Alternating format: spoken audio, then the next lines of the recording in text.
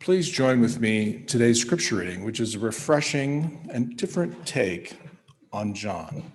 It comes from the First Nations Version, an indigenous translation of the New Testament. It's John 1 through 14. Long ago, in the time before all days, before the creation of all things, the one who is known as the Word was there, face to face with the Great Spirit. This Word fully represents Creator and shows us who He is and what He is like. He has always been there from the beginning, for the Word and the Creator are one and the same. Through the Word, all things came into being, and not one thing exists that He did not create. Creator's life shined out from the Word, giving light to all human beings. This is the true light that comes to all the peoples of the world and shines on everyone.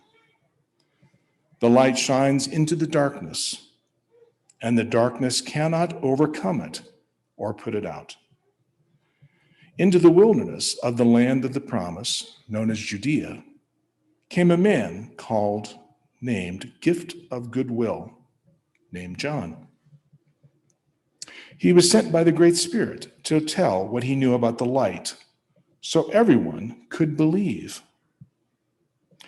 He was not the light, but came to speak the truth about the light. The true light that shines on all people was coming into the darkness of this world. He came down into this world, and even though he made all things, the world did not recognize him. Even his own tribe did not welcome or honor him. But all who welcome and trust him receive their birthright as children of the Great Spirit.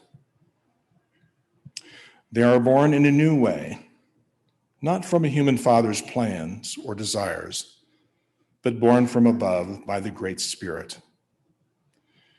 Creator's Word became a flesh and blood human being and pitched his sacred tent among us, living as one of us.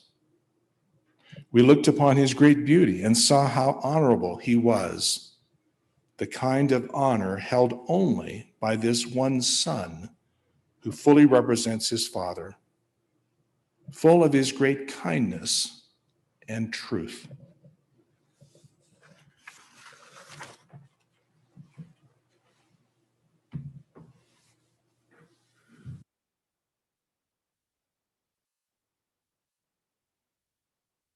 Realize that was my cue. But as it goes, what's a miscue among friends? So as it goes, the funny thing about, I'm just trying to think, where do you start? Where do you start a sermon? I preached here before, and where should I start? I reckon I should consult my notes. What's that? Okay. Hello, my friends. My name is Courtland Hopkins. I'm glad to be here. I greet you with a good heart and a handshake. And like Bo, I'm actually also on sabbatical. I'm about halfway through mine. But the thing that my sabbatical is that the preaching is the easy part for me. You just get me up talking about Jesus. I could do that all day. I'm actually resting from the hard stuff, like the fundraising, the running things, and a lot of moving of chairs. I don't have to do that, and I'm glad. Will I ever go back? I think I will. But I love the notion. That a sabbatical is an act of love. And so to help Bo, rest, be refreshed, I've done this for him. So I'm glad of that. The thing is that we have this theme. We have this theme of creation, and that's what we're going to talk about. We're going to talk about it this Sunday and the next Sunday. This notion of God, thinking of God as creator. So the thing is, that was a lovely reading of John, but I'm going to read it to you again. The thing is that there's something beautiful about repetition, and what I want us to do is listen to it. I want us to close our eyes again and just hear and focus and just see if there was something that we missed the first time. Because this part of John is very important in understanding God as our creator and where Jesus fits in the midst of this. A long time ago, in the time before all days, before the creation of all things, the one who is known as the Word was there, face to face with the Great Spirit. This Word fully represents Creator and shows us who he is and what he is like. He has always been there from the beginning, for the Word and Creator are one and the same. Through the Word, all things came into being, and not one thing exists that he did not create. Creator's life shined out from the Word, giving light to all human beings. This is the true light that comes to all peoples of the world and shines on in everyone. The light shines into the darkness, and the darkness cannot overcome it or put it out.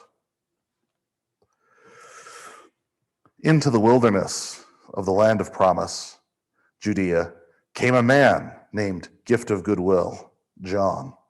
He was sent by the Great Spirit to tell us what he knew about the light, so everyone could believe.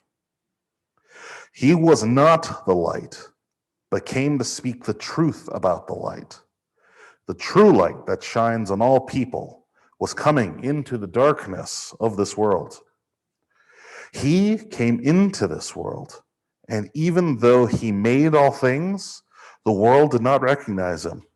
Even his own tribe did not welcome or honor him.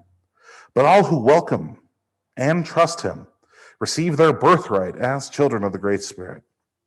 They are born in a new way, not from a human father's plans or desires, but born from above, by the Great Spirit.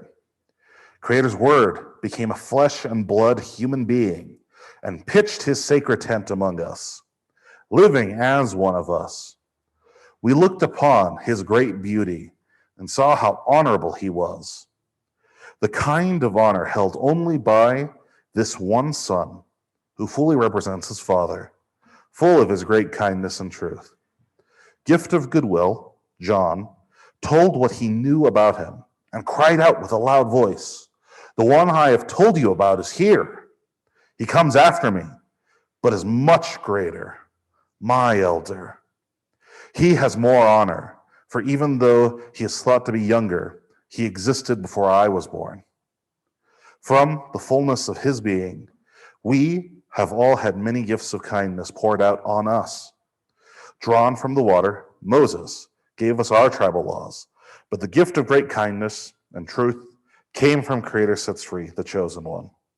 No one has ever seen the Great Spirit, but the one Son, who is himself the Great Spirit, and closest to the Father's heart, has shown us what he is like." The ancients believed that when you spoke words, they became real. What happened inside was not real to the ancient mind. It's one of the reasons why, if you read ancient manuscripts in those days, you didn't read them to yourself. Actually, if you did that, there's many letters from the Romans, the Greeks. They actually thought you were insane. You could get locked up for reading without saying it out loud. Because the idea was, if that words are put on the page, they're trapped on the page until you give them voice. You speak it. And that's usually how we think about this concept of word. And I think the reason why we forget that is often because we forget this notion of creation. We forget that everything did have a starting point. Now, why is it we, Western Christianity or the Western world in general, why have we forgotten creation? And the answer is quite simple. It's modernity. The whole root of modern ethics is that everything is determined by everything that came before. It's almost like being caught on a cascading river. The beautiful, or rather ugly, notion of modern ethics is that if everything is determined, if everything happened before, if I am just responding to what was done to me and what happened to me, then it means that nothing is my fault. It was determined.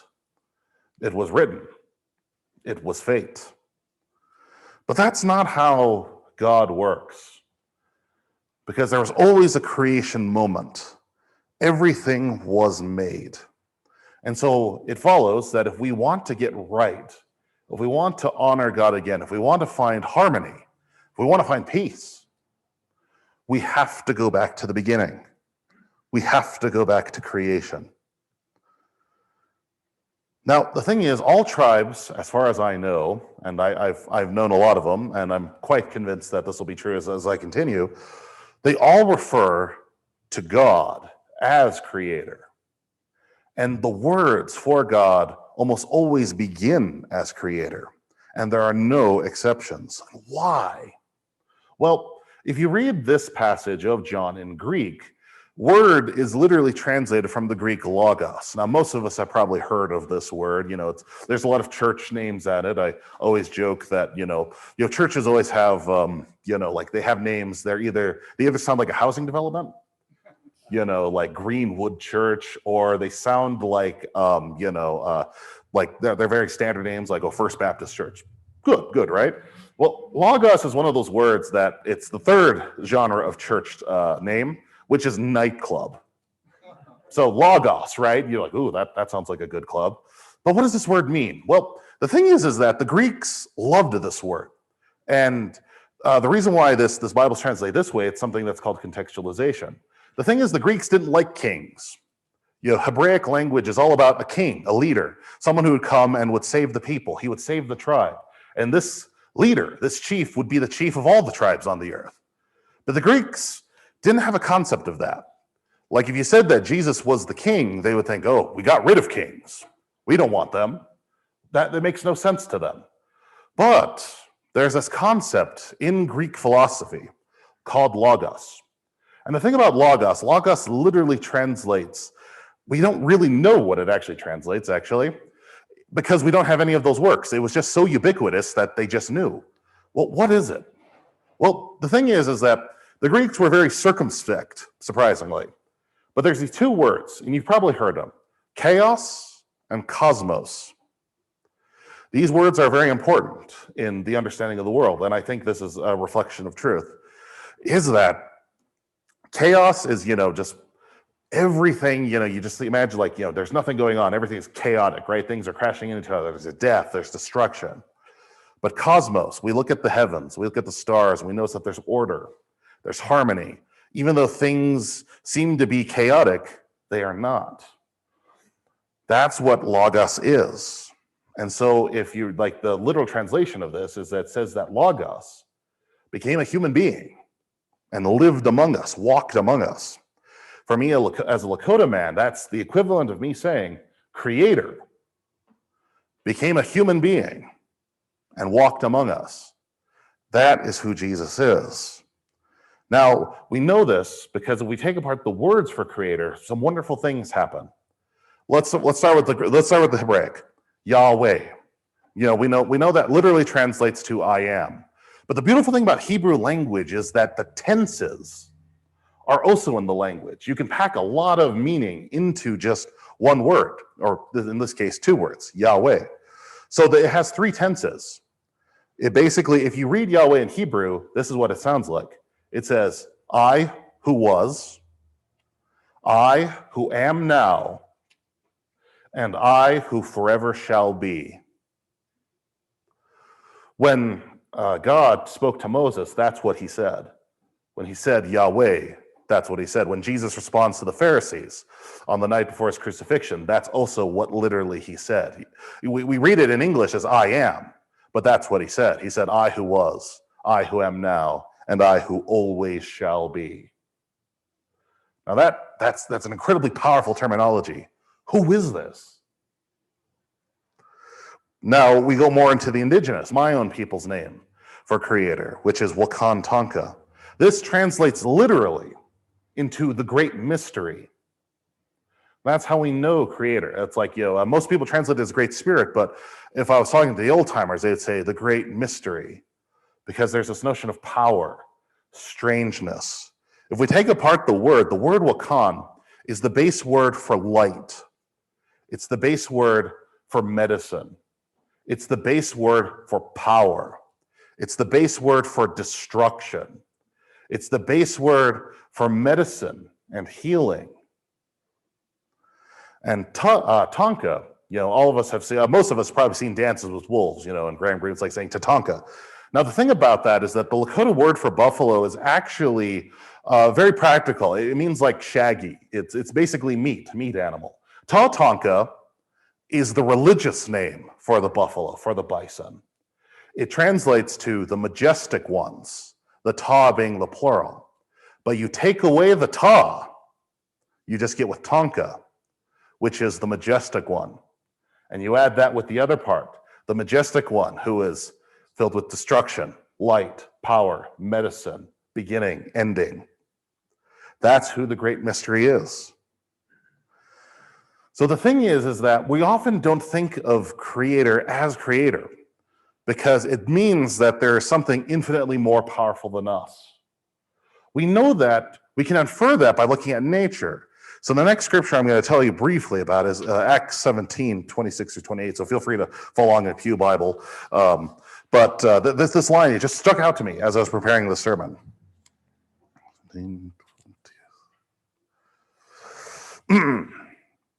Beginning with the first human being, he made all tribes and all nations.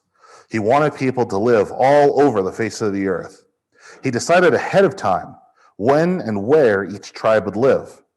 He did this so that all people could look for him and find the trail that leads to him. Creator is not far away from any one of us. It is through him that we all live, walk, and have our being.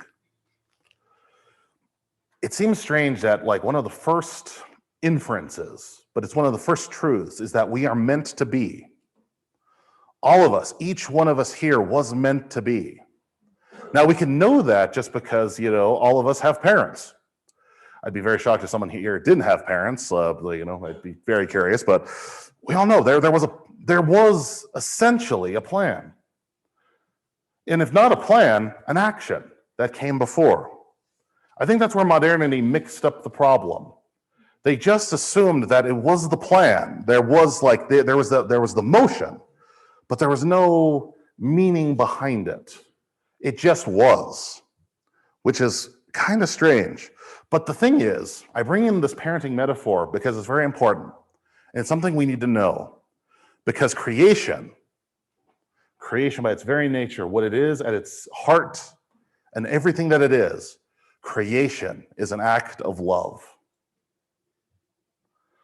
Only love can create. Parents of us, we know this, right? I mean, there's a very physical act that creates. But also, all of us, when we build things, right? When we build a fence, unless we really hate our neighbors. I mean, sometimes you can build a hateful fence, but sometimes you're like, oh, I want to make sure that the dog doesn't run away, or I want to make sure that the kids can run, cleanly in the yard. There's a notion, there's a sense that we build things because we're loving something. We build a house because we love our family. We build a house for someone else because we love someone who may not have a home.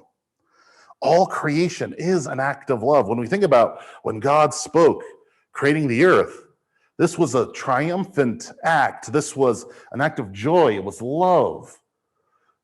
So many artists, when they think about God, you kind of wonder, was God singing? Was he loving? Was he dancing as creation came into being, as it formed over all these things of time and power and space?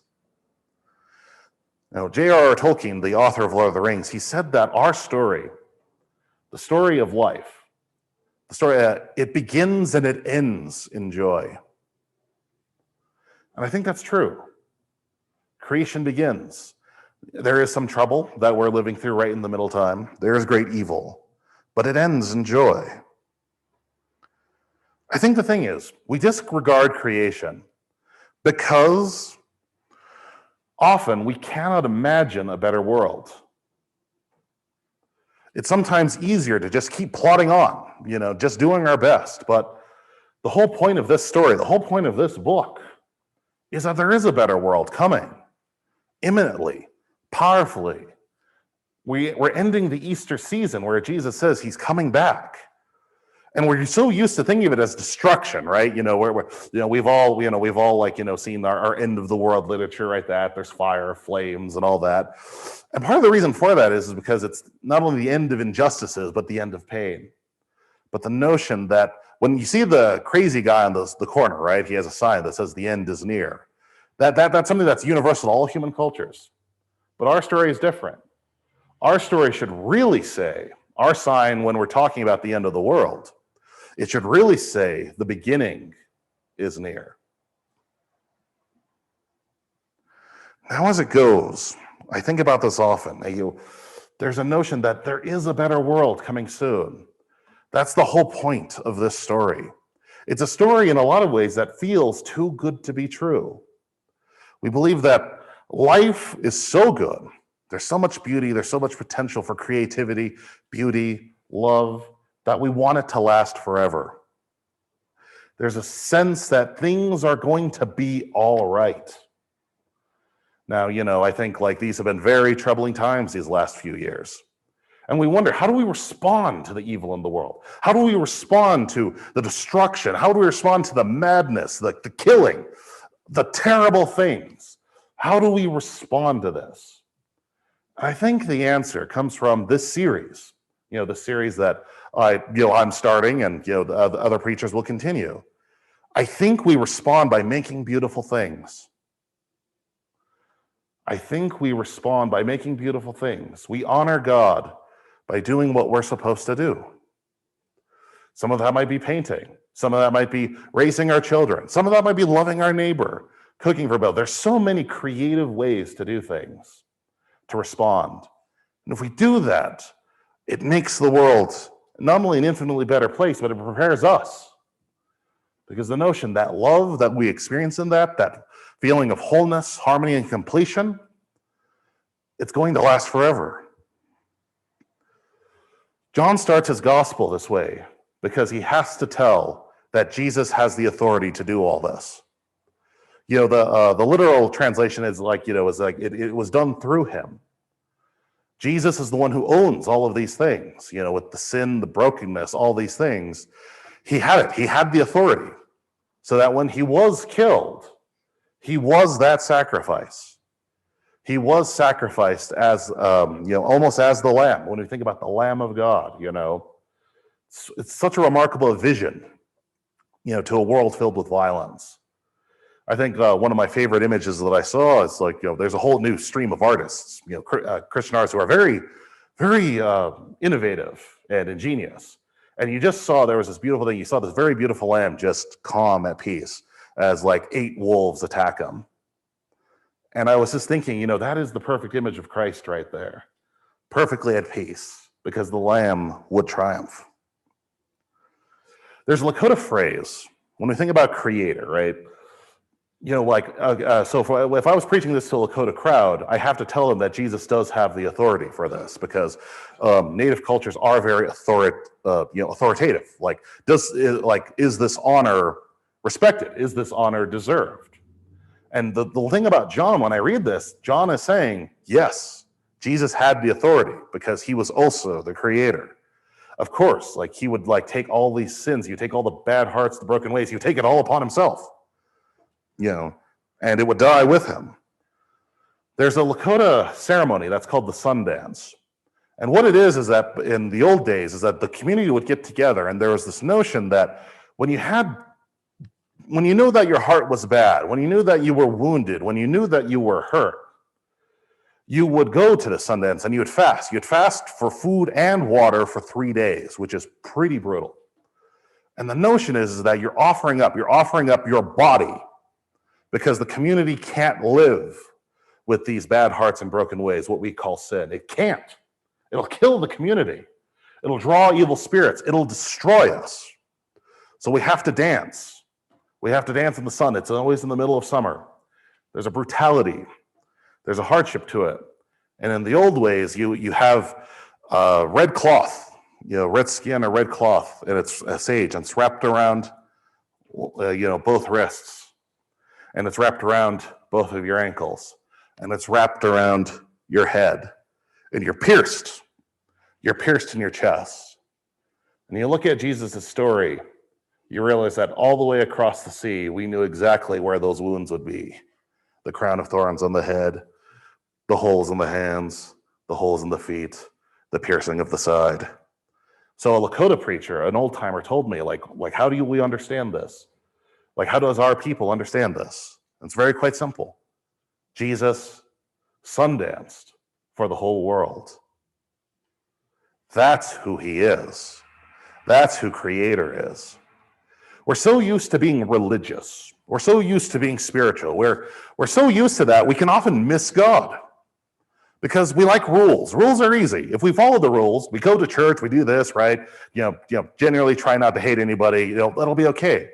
But we wonder why we feel so empty. We wonder, why is it still so hard? And the answer is that, you know what? Something's happening, something's going. So as I wrap up, there's my favorite thing about the FNV is, you could really preach itself. It's really wonderful. But the last scripture, and I'm going to conclude on this, and this is going to be like a consecration for us. This is going to be kind of a consecration for us, but also the series that's coming up. What this church is going to experience over this summer as Bo is resting and being refreshed, and as we're being refreshed, and that's from Romans 8, 19 through 39. If you're like an audio-visual person, feel free to follow along, Pew Bible. If you're audio, feel free to close your eyes. But I give this to you.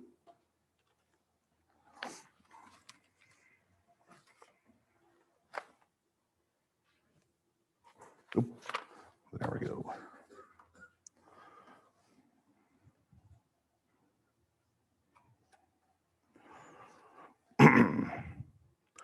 The creation all around us is waiting on tiptoe for Creator's sons and daughters to be revealed in the full beauty of who he has created them to be.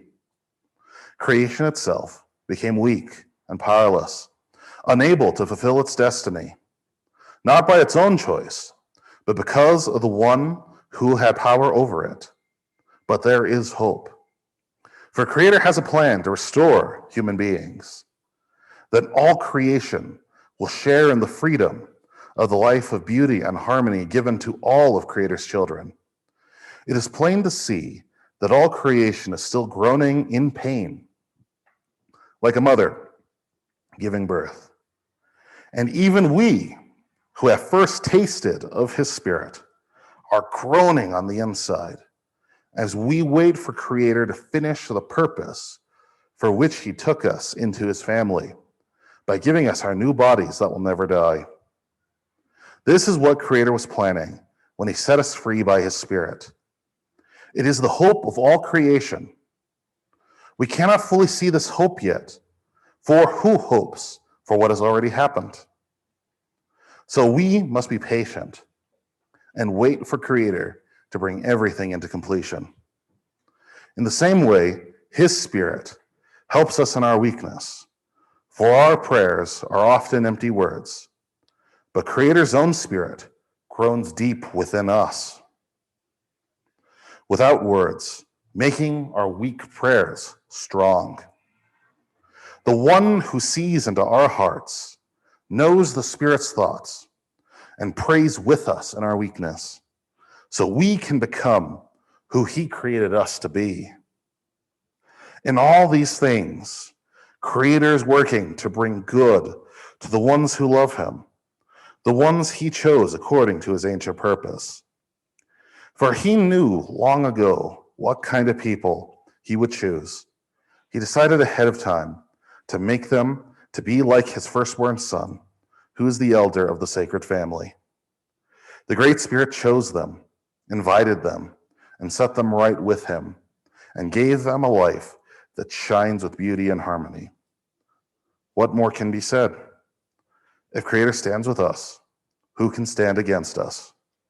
If Great Spirit did not hold back his own Son, but instead gave him up for us all, will he then hold back on anything else? along with his Son, he will give us all there is to give.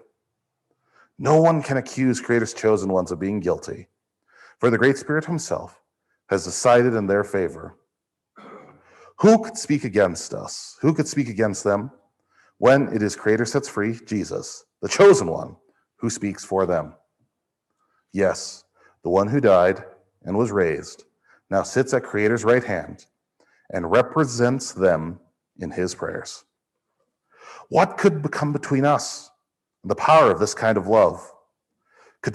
Could times of sorrow and suffering do it? How about not having enough food to eat or clothes to wear? What about the danger from weapons and warfare? It is written in our sacred teachings, because of you, we face death every day. We are counted only as sheep to be violently killed. But as we walk the path of the one who loved us, like him, we are greater and more powerful than all who come against us. One thing I know for sure, nothing can separate us from Creator's love.